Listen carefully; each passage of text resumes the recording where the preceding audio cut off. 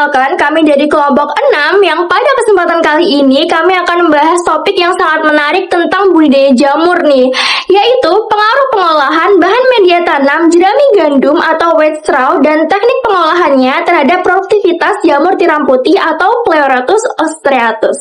Mungkin dari kalian sudah tidak asing nih dengan jamur tiram. Jamur ini menjadi primadona di masyarakat karena rasanya yang lezat, bergizi tinggi, dan harganya cenderung stabil di pasaran. Tahukah kalian 70% dari produksi jamur itu ditentukan dari kualitas bahan media tanamnya, di mana media tanam ini berperan sebagai rumah atau makanan bagi jamur. Nah, yang menarik dari topik kita kali ini adalah penggunaan jerami gandum sebagai bahan media untuk budidaya jamur. Nah, kenapa ya harus memakai jerami gandum? Karena teman-teman, jerami gandum ini mengandung lignin dan selulosa yang tinggi. Nah, hal ini cocok untuk makanan bagi jamur tiram yang bersifat lignoselulitik atau pengurai kayu. Namun, perlu diketahui teman-teman bahwa jerami gandum ini tidak bisa langsung digunakan, melainkan harus melalui beberapa proses terlebih dahulu seperti pencacahan, perendaman, dan pasteurisasi. Di video ini kami akan mengajak kalian untuk melihat apa saja alat dan bahan yang digunakan dalam budidaya jamur menggunakan jerami gandum dan bagaimana alat dan bahan ini berpengaruh terhadap produktivitas jamur tiram yang lebih maksimal.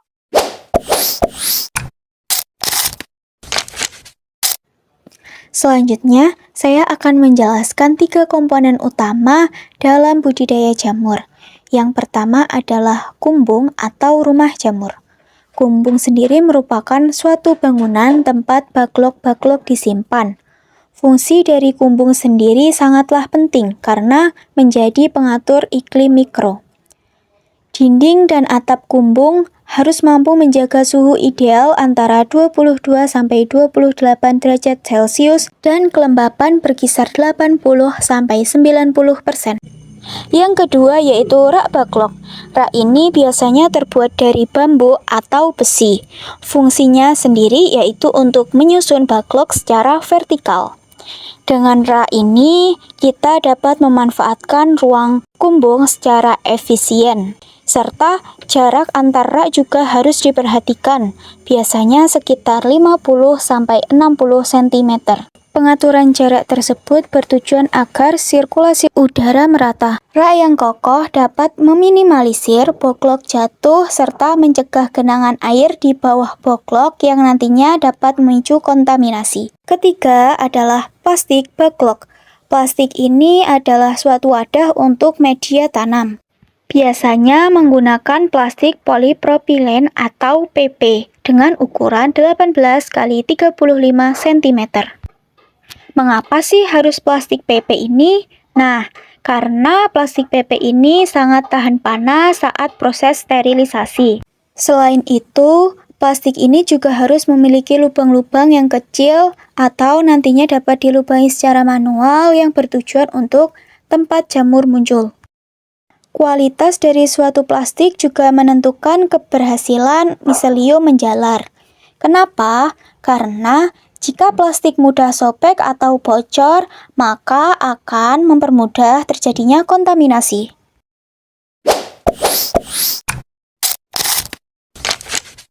Selanjutnya, saya akan membahas mengenai alat-alat pendukung yang terlihat sepele, tapi perannya sangat besar dalam mengendalikan lingkungan tumbuh jamur, terutama setelah media jamur gandum diolah. Pertama, ada drum atau panci sterilisasi. Kedua alat ini untuk mempasteurisasi media tanam. Nah, untuk jerami gandum, pasteurisasi ini bertujuan untuk membunuh mikroorganisme pesaing seperti kapur, kontaminan, dan bakteri. Namun, tetap mempertahankan nutrisi dalam jerami. Prosesnya dimulai dengan memanaskan media pada suhu 70-80 derajat Celcius selama 6-12 jam menggunakan uap panas. Tanpa sterilisasi yang benar, jerami gandum yang kaya nutrisi justru akan menjadi sarang tumbuh jamur liar.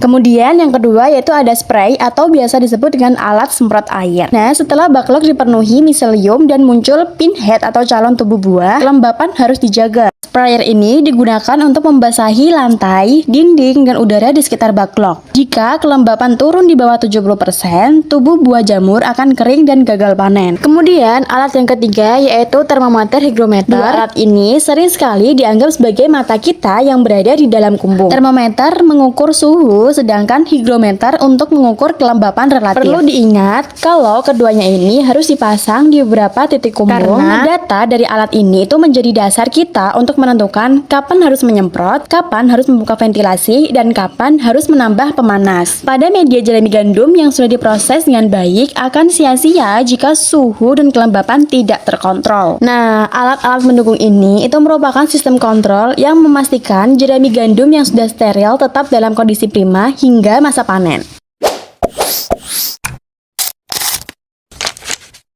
Sekarang kita masuk ke inti dari topik ini atau bahan utama. Nah, karena topik kita spesifik pada jerami gandum, maka bahan utama pertama sudah pasti jerami gandum.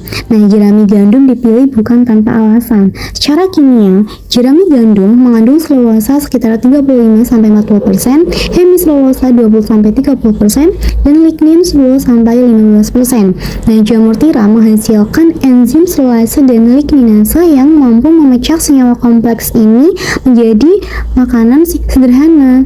Namun, jerami gandum itu perlu diolah dan biasanya harus dicacah sepanjang 3-5 cm agar mudah dipadatkan. Lalu direndam untuk menggunakan jaringan dan mencuci zat-zat penghambat yang tumbuh dan kemudian dipasteurisasi. Akan tetapi dalam kesalahan pengolahannya itu bisa dikarenakan karena perendaman terlalu lama dan membuat jerami itu busuk sebelum diinokulasi. Bahan yang kedua adalah dedak atau bekatul. Nah, dedak adalah sumber nutrisi tambahan yang kaya karbohidrat, protein, vitamin B, dan mineral. Fungsi dedak adalah sebagai starter makanan. Nah, pada awal pertumbuhan, miselium membutuhkan energi cepat dari karbohidrat dedak sebelum mampu mengurai selulosa jerami. Dan biasanya dedak ditambahkan 10-20% dari berat jerami kering. Nah, bahan yang ketiga adalah air. Nah, jangan anggap remeh peran air ya, karena air berfungsi sebagai pelarut nutrisi dan pengatur struktur media. Kadar air juga harus tepat, sekitar 60-65%. Dan cara mengujinya itu sederhana, sehingga media itu diperas. Jika air menetes tapi tidak mengalir deras, itu tandanya cukup. Jika media terlalu kering, miselium tidak bisa tumbuh, dan jika terlalu basah, media menjadi anaerob dan membusuk. Dan pada media jerami gandum, daya serap airnya tuh tinggi, sehingga kita juga harus berhati-hati dalam menambahkan air agar tidak oversaturasi.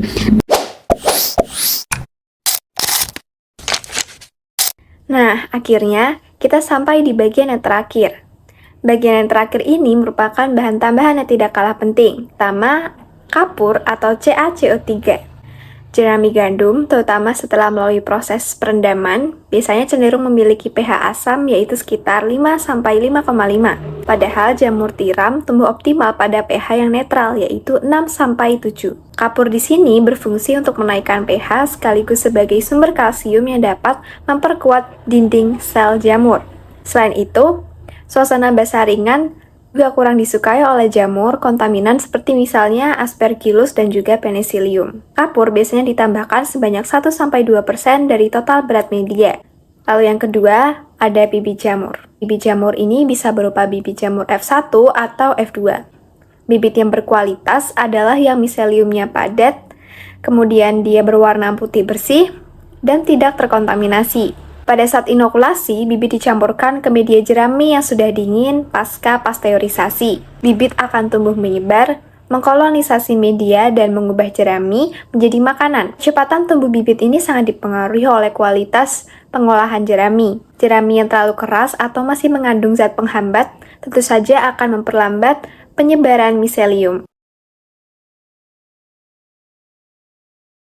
Tetapi sebelum ditutup, saya akan menjelaskan hubungan sinergis antara alat dan bahan yang sebelumnya sudah dijelaskan oleh teman-teman saya. Di sini yang pertama ada alat yang berupa kumbung, rak, drum sterilisasi, sprayer, dan termometer. Mereka ini pada dasarnya adalah pabrik dan sistem yang menyediakan lingkungan ideal. Yang kedua ada bahan berupa jerami gandum, dedak, air, kapur, dan juga bibit. Mereka ini adalah sebagai bahan baku dan juga mesin produksinya itu sendiri. Perlu diingat bahwa jika jerami gandum diolah dengan teknik persiapan yang benar, dicacah dengan pas, direndam dengan tepat, dipasteurisasi dengan sempurna, kemudian dicampur dengan dedak serta kapur dalam proporsi yang sesuai, lalu ditempatkan di kumbung dengan alat pendukung yang berfungsi dengan baik, maka miselium bibit akan tumbuh dengan subur. Hasilnya adalah produktivitas jamur tiram yang tinggi baik dari segi jumlah maupun dari segi kualitas.